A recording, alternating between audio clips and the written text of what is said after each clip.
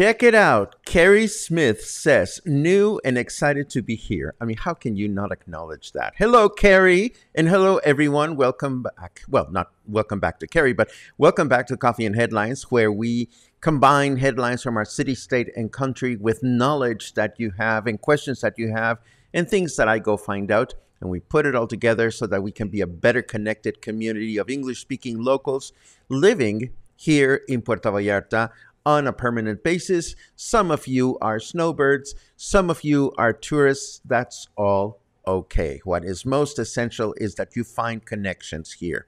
Connections with each other, connections with the destination, with our culture, and with our way of life. And we are going to have a little bit of all of that today because we have interesting news and some news that might seem controversial to some, but I really want to touch base on them. We're also going to continue our exploration of El Tuito. Today we get to enjoy a quick walk around at Campestre Las Parotas, a wonderful breakfast restaurant that we went to, the rural restaurant. And then we are going to mention some choice businesses in El Tuito that you may want to start following on Facebook, because there is now enough of a community of businesses that are posting in both English and Spanish that you may want to get to know better if you are interested in El Tuito as a daytime destination, as an overnight destination, or perhaps even as an investment. But first, let us welcome everybody on this November 15th. As always, if you are new to the broadcast and you would like to comment, let us know that you're new. All you have to do is write the word new in your comment. If you have something really important that you wish to share with us, we'll be happy to look for your capital letter Qs at the beginning of the comment later on in the broadcast. Let's go.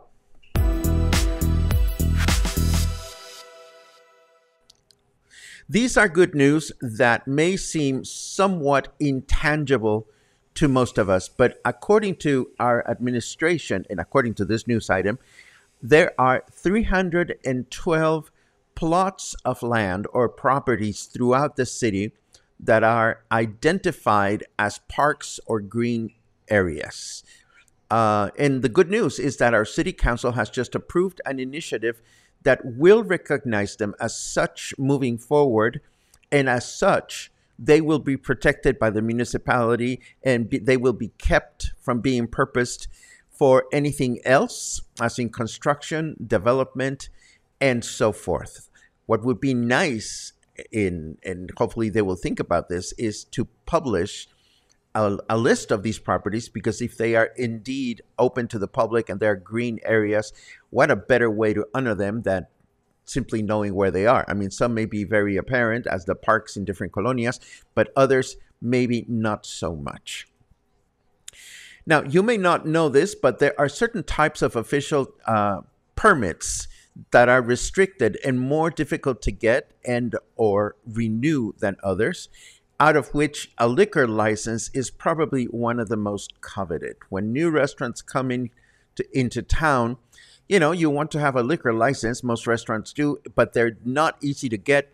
And if you buy one from someone, which is frequently done, um, they're very highly coveted. So our city's Reglamentos or permits department met yesterday, and out of 114 permit requests, they approved 109, out of which 71 were completely new. 71 new places to find booze and hopefully food around the city, and just in time for the holidays.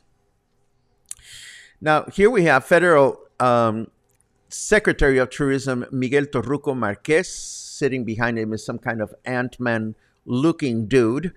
Miguel Torruco Marquez was in the region to provide details about an upcoming swooping event that will take place this coming long weekend.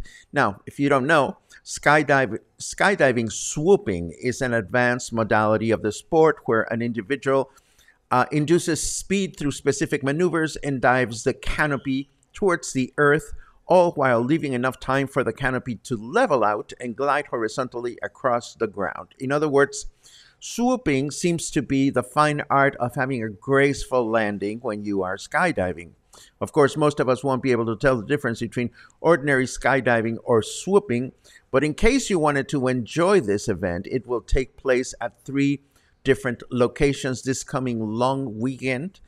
There's going to be some divers at the island of Mezcaltitan in Nayarit, also in San Blas, and finally in Nuevo Nayarit. This would be the location closest to us. Now, because I'm sure I am not the only one who is not even the slightest seduced by this bit of news by looking at a mugshot of the Secretary of Tourism, I thought I would show you a skydiver just so that you get slightly more excited about the news item. And where is the ba-dum-bum when you need it? There it is. Now, this next one, I am looking for your comment, and I am looking for your feedback and for your comment. And it goes like this. The Bahia de Banderas Restaurant Association, presided by Mario Nasser, this is in Nayarit, not here in Puerto Vallarta, has sent a plea to restaurant members to allow service to clients that arrive with a service dog, and mentions the specific situation of Sabina Rosas, who lived in the United States because she required a service dog, and maybe she was not able to get one in Mexico, or there wasn't anyhow, she was in the United States, then came to Puerto Vallarta where she was living and found herself being refused access in Emiliano Zapata and Marina Vallarta restaurants because of her dog. So she must be living somewhere in Nayarit for the government of Nayarit or the Restaurant Association in Nayarit to speak on her behalf. Now I ask you, what is wrong with that picture? I'm going to tell you, there is absolutely nothing wrong with that picture, but there is a little issue here, and I bring this up not to start a conversation, a rant and rave conversation about service dogs and places that allow them or not. We really want to take a step backwards and examine the whole culture of service dogs in Mexico. See, I've heard wonderful and horrible cases of service dog incidents at local venues, whether it is performance venues and or whether it is restaurant venues, where they have been either welcome or not so much. But I think it is important to remember that the culture of showing up with a dog at a restaurant or a business because it is a service law as dictated or determined by your doctor or a prescription or whatever, is not something that is quite common in Mexico yet. So I am not surprised that there might be some businesses that don't know the difference or may not seem to want to even know the difference between having a service dog or a regular dog. So I wanted to put that bit of information out there just so you know. It is actually, it is something that I thought you may want to know. And I look forward to reading your comments later on in the broadcast. So if you have one thing to say or another about service dogs or the culture, or most importantly to me anyway, the cultural difference between north of the border, where service dogs are more common, and service dogs in Mexico, where you might be looked at in a funny way if you walk into a restaurant or a business with one. With that said, I will be looking at your comments in a little while. First, let's take a look at the weather.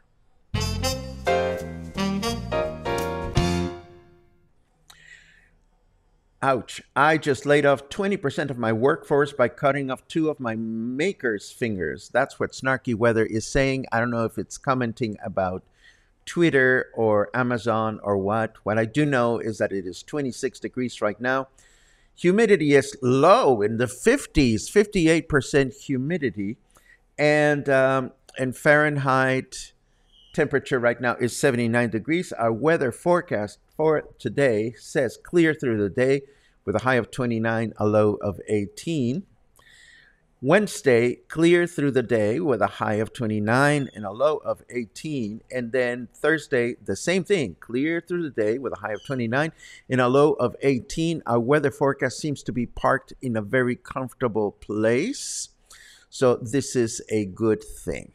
Now, moving right along, what we have is yesterday, we began our exploration of El Tuito with a way to get to Campestre Las Parotas, this wonderful breakfast, Saturday and Sunday brunch restaurant. And today, we are going to continue our exploration of El Tuito, starting with a quick walk around the property.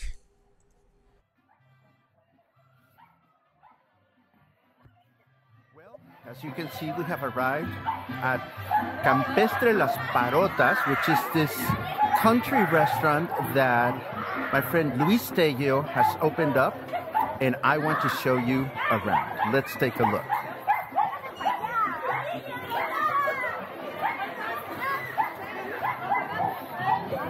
People show up early in the morning. They start checking in. The cost of the all-you-can-eat buffet is 230 pesos for adults. And everything is happening around this gorgeous, ginormous parota tree. There are some swings right at the entrance. And as you start walking around, there are all these different stations. This is the bar, obviously, right at the entrance.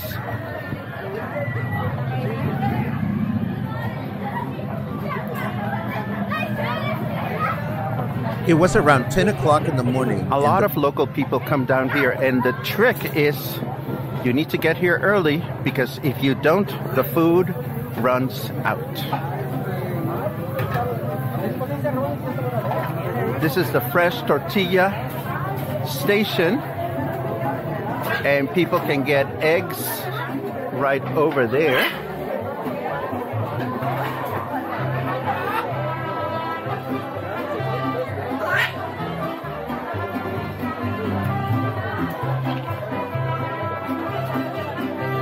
A bigger kitchen is being constructed back there.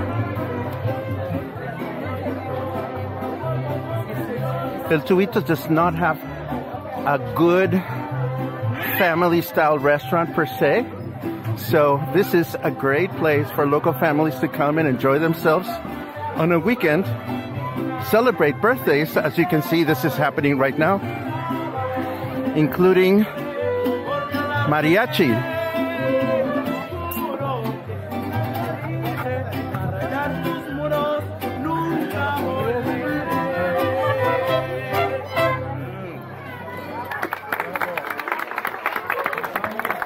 So it's not like they have mariachi all the time. This was a special event. Ustedes son los polvitos. Oh my God. This is the mariachi Los Polvitos de Jalisco. They are very busy. They're constantly posting on Facebook.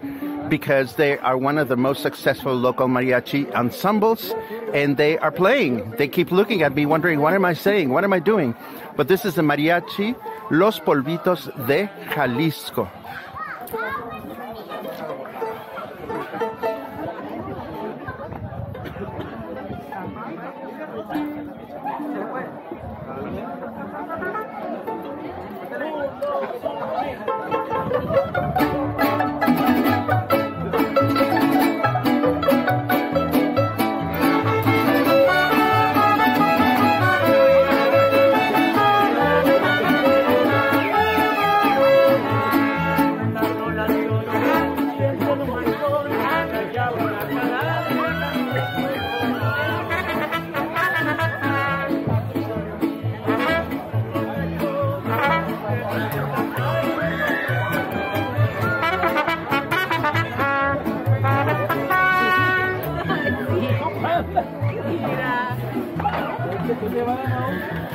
And right in this area, there are all kinds of stews and wonderful things like machaca and rice and chicken mole, birria, chicharrón. All kinds of Mexican traditional treats can be found here. Fresh fruit and breads and much more. And I would have gotten closer to the food, but there were just so many people waiting in line. There is hola. There are little children playing everywhere. This is wonderful. And there's also like a little mini lagoon. Pond. And there's wild animals everywhere. So as you can see, this would be a perfect place for families to bring their kids to hang out and discover Mother Nature.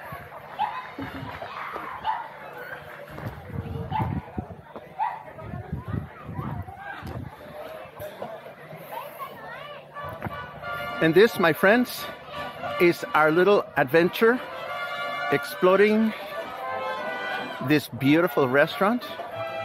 And it's time for me to get back to my table. Ciao. So that was the show around, or the walk around rather, Campestre Las Parotas. And now we're going to continue with, I want to continue piquing your interest in El Tuito by sharing a few businesses that I know and that I trust. And of course, we're going to start with Campestre Las Parotas. You are going to get all these names of businesses in the show notes and so forth and so on. Las Parotas has their own Facebook page where I am sure you will be able to access them directly if you have any questions, such as Christine Pope's question, are they planning to offer any kind of transportation service? I have no idea, but that's what the Facebook page is there. I can also tell you, Christine, that you can get there by bus. You can get to El Tuito by bus, and then I know of at least one person that has taken a taxi from the highway to the restaurant, which I can't imagine being very expensive.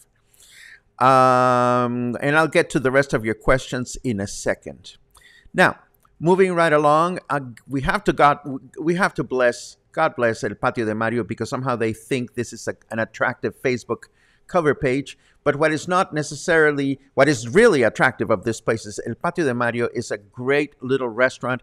It's right on the Main Plaza, and it is a place that has this little courtyard. And aside from being a wonderful place for breakfast, lunch, and maybe even dinner, I'm not sure, they have jocoque. And jocoque is a food produced from a milk base, which in its more artisanal form is obtained by leaving the milk in a clay vessel near a heat source, such as a chimney, stove, or fire, which gives it a different consistency. And it's kind of like curdling, but not quite. So you get to this beautiful restaurant, El Patio de Mario, and you are served jocoque, which you spread on chips, and you put it on top of your tacos and your food, and it is just absolutely yummy. And El Patio de Mario is located right across the Main Plaza. Now, right around the corner from the Main Plaza is Provecho, which is a blessing and perhaps a sign from destiny. You see, I was talking yesterday about a hotel that was opened by a gay couple, Maddie James and his partner. They opened a hotel in El Tuito once, and then they moved to another location, and then they closed it because they opened right before the pandemic. There were no people traveling. So maybe that was a sign from destiny that they should open a pizza place instead. And Provecho is this amazing place to enjoy wonderful pizza and paninis. They have liquor available, so you can enjoy a nice bottle of wine with your dinner. And I say dinner because Provecho opens at 4 o'clock. So you can plan on having breakfast at Campestre. Then you can have lunch at El Patio de Mario or some other place. And as you get ready to come back to Puerto Vallarta, you can go to Provecho and have a wonderful pizza experience.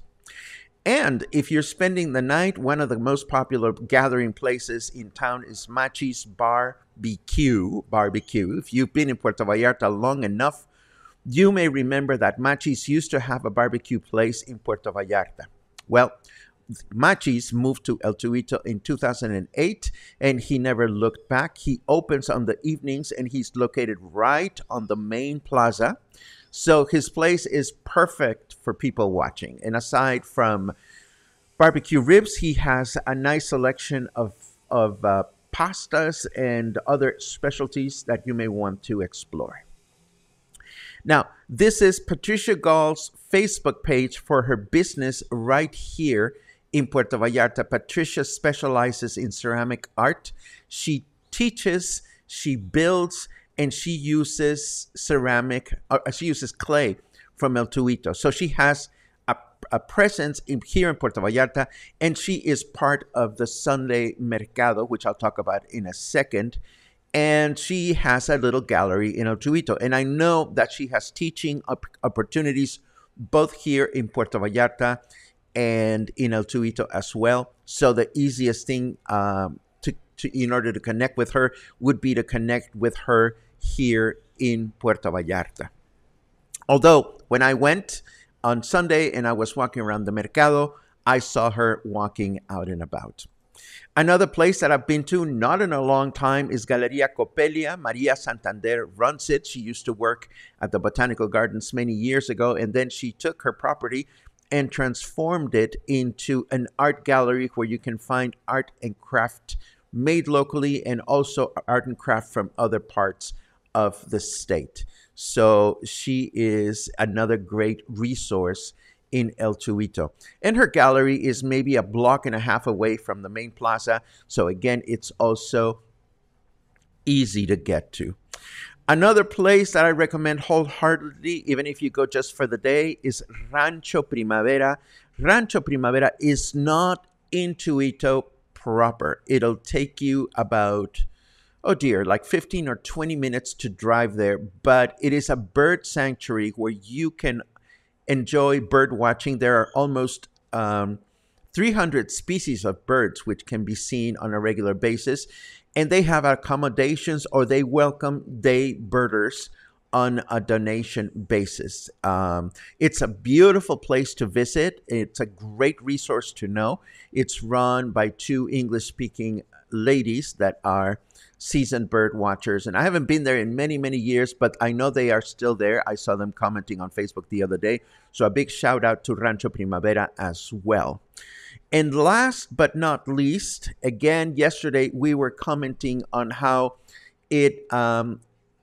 I personally think that a solid market experience in El Tuito is going to detonate more day trippers. And I'm happy to see that Mercadito El Tuito now has their own Facebook presence. Here you can find out more about the kind of products you can find. They have information as to what you can do in order to go and be part of the Mercado there. The Mercado is available to the public on the Main Plaza, and it is open every Sunday.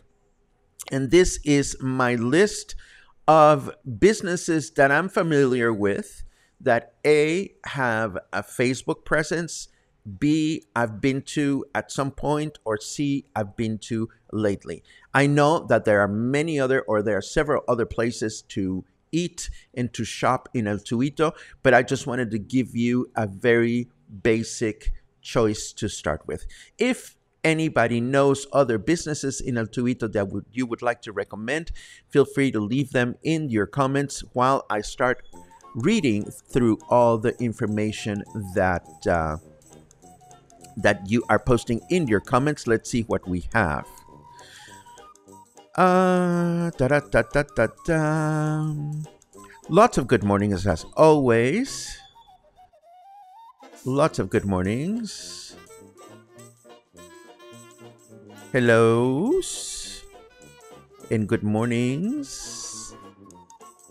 John is in Amapas. Good for you. Linda is in San Diego. Good for you. Lots of welcomes to Carrie. This is fantastic.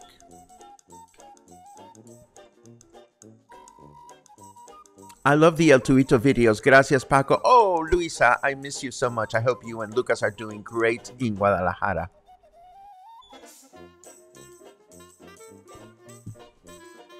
Let's see what we have. We get into the service dogs.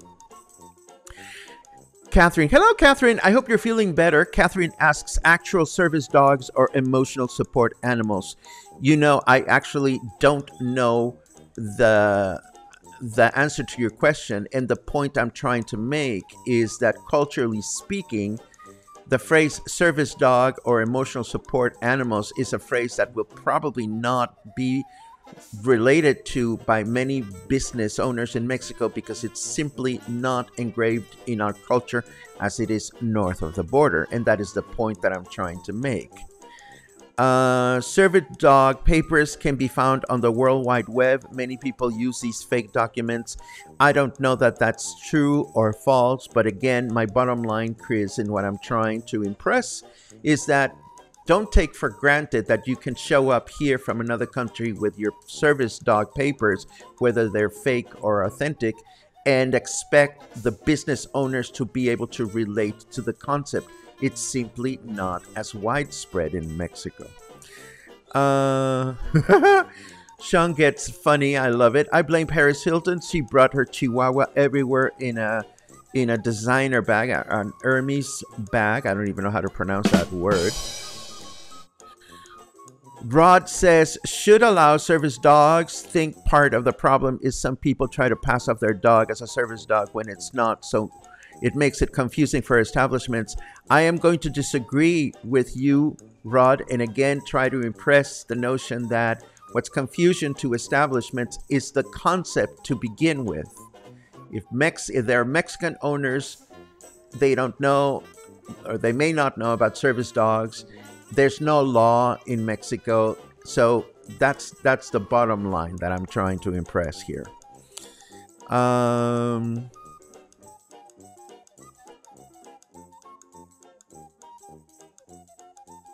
Here's a comment from Spencer from the Denver area. Service dog this, service dog that. I appreciate that, Spencer, but again, this is not Denver. This is Mexico, and that is the point, at least for me, of this conversation. Kathy says service dogs are a very complex issue. They are not emotional support animals, which are pretty much pets, and the U.S. certification process for service dogs is also complex.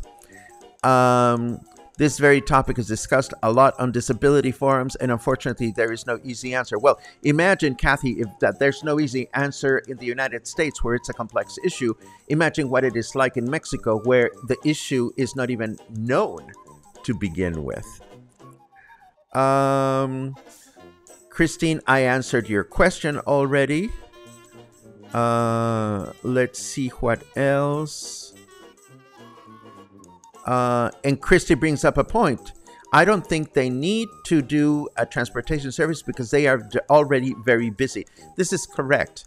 You know, I mean, you want to get there early and you want to, you know, as long as they are doing just fine with people from El Tuito area, that want to have a comfortable place to eat, then they don't necessarily have to invest themselves in providing service from Puerto Vallarta, transportation service that is. Sly asks, is the restaurant open during the week and open for lunch and dinner? Sly, isn't it wonderful that we publish show notes? And particularly today, where you're going to be able to look at the Facebook page for the restaurant and learn that they're only open on Saturday and Sunday for breakfast. Let's see what else we have. Chris says, great info on El Tuito. We've wondered about it as a location to visit. Thank you. Well, as we said yesterday, if you're going for the day, my best recommendation is get acquainted on a Sunday because, excuse me, Sunday is when the mercado takes place. Take the bus or take your car, and by taking the bus, you're going to be able to have access to just about every business that we've mentioned here, except for the breakfast place that I mentioned and the birding sanctuary. Barbara visited Rancho Primavera a couple of years ago. The owners have many interesting stories to tell. Well, they've been there for eons. I mean, I remember going to Rancho Primavera during probably my first 5 years working at Vallarta Lifestyle. So I think I went there for the first time 15 years ago, and the gals were there and thriving, and they continue to be there, which is wonderful. Catherine says there are actual regulations in Mexico regarding service dogs. That is wonderful to know. Let's see what else. If you have a link, Catherine, please share it with us so that we can find out more about this. And I think this brings us to the end of today's broadcast. Yay! This is a good thing. Tomorrow, we will wrap up our Tuito exploration with another walk around. This time, I will show you what I saw at the Mercado this past Sunday. So we'll wrap up our Tuito exploration with this walk around, unless you folks provide me with more information about businesses that you like in El Tuito. And Michael comments, service dogs to me is loss of sight, deaf, wheelchair bound, would be allowed to enter for me and any of my restaurants. There is a human compassion factor involved and understanding the others just don't qualify for me. Fair enough, Michael. It's your restaurant. And you get to choose what you want to do, of course, as long as it is lawful. And again, my intention on bringing the service dog issue, I don't care one way or another, but I just wanted to emphasize the fact that you don't want to take for granted that because you come here from the United States and you're used to certain laws and mandates, that you're going to find a similar experience in Mexico. Thank you for joining us today. I hope you enjoyed the program, and we will be back tomorrow with wrapping up our Tuito exploration and more news that I'm sure we'll find between now and then. Have a good day.